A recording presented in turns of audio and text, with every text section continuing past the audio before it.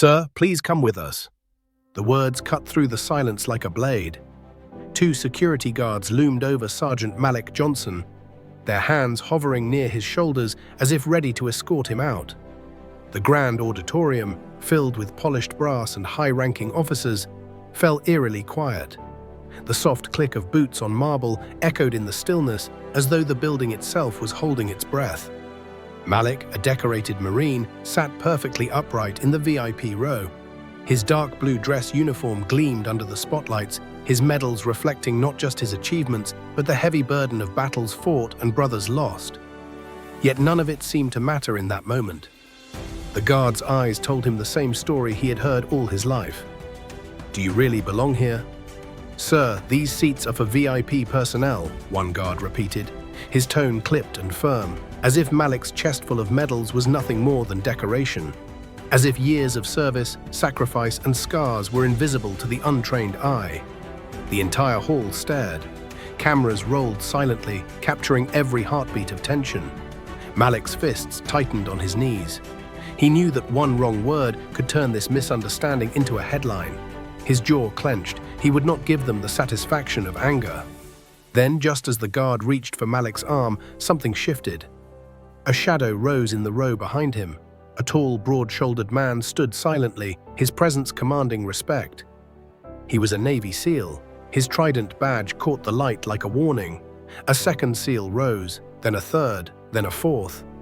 The guards froze mid-step.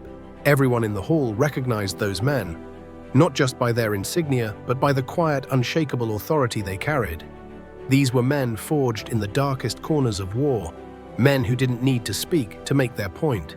But one of them did. His voice was calm, steady, but sharp enough to cut the tension. "He belongs here. He's one of us." The weight of those words hung in the air, heavier than any medal. The crowd murmured. The guards hesitated. Malik sat frozen, his heart thundering in his chest. For the first time in years, he felt something stronger than doubt. Brotherhood. The guards exchanged uncertain glances. Their authority was crumbling, not because of rank or protocol, but because of the silent unity standing behind Malik Johnson. The hall seemed to shrink as whispers filled the air. The cameras didn't move. No one blinked. Malik stayed seated, his spine straight, his eyes forward.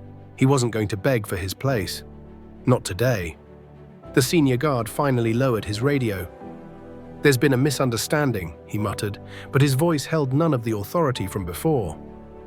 The SEALs didn't move.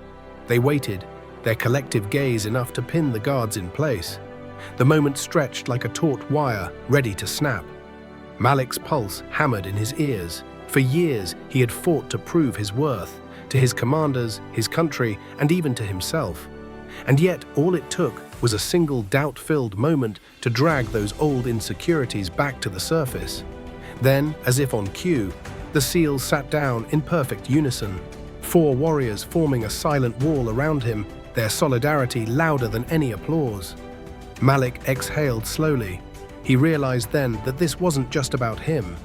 It was about every soldier who had ever been overlooked, every quiet act of courage dismissed by a glance. He had been defended not with words, but with presence. The ceremony resumed, but the energy in the room had shifted. People looked at Malik differently now.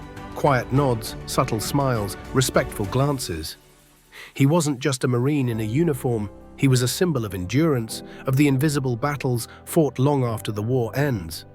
After the event, Malik stood in the hallway, shaking hands. But he didn't need their approval anymore. Something inside him had changed. For the first time in years, the weight on his shoulders felt lighter. Because in that single moment of unity, he understood something profound. He didn't have to prove he belonged. He already did. And somewhere deep inside, the old voice of doubt finally went silent.